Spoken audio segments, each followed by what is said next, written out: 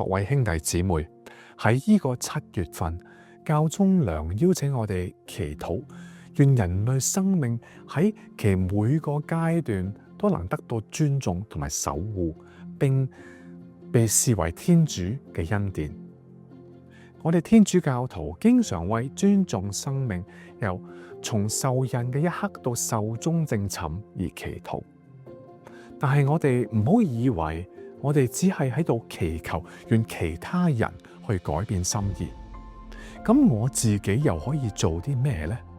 我又點樣可以去幫助其他人去尊重同維護每個階段嘅生命呢？我可以點樣幫助嗰啲喺懷孕期間同埋產後都得唔到足夠支援嘅媽媽呢？同樣地，我又可以點樣具體咁去支持嗰啲誤以為自己係家人嘅包袱，覺得如果自己早啲死，反而係對大家都好嗰啲嘅人呢？有時候我哋亦都要為尊重同維護生命而企硬，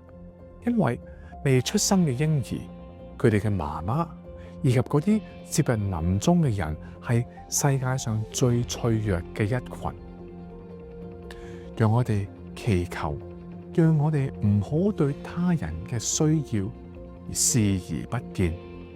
並且能夠將脆弱嘅一群視為天主賜予嘅恩典，而非生命中嘅包袱。願我哋亦都祈求，讓上主幫助我哋踏出下一步，喺我哋嘅社會裏邊，共同建立一種對每個生命階段都尊重同維護嘅生活方式。而最後，讓我哋祈求天主賜予我哋勇氣，為社會上脆弱嘅人發聲。願主祝福你哋。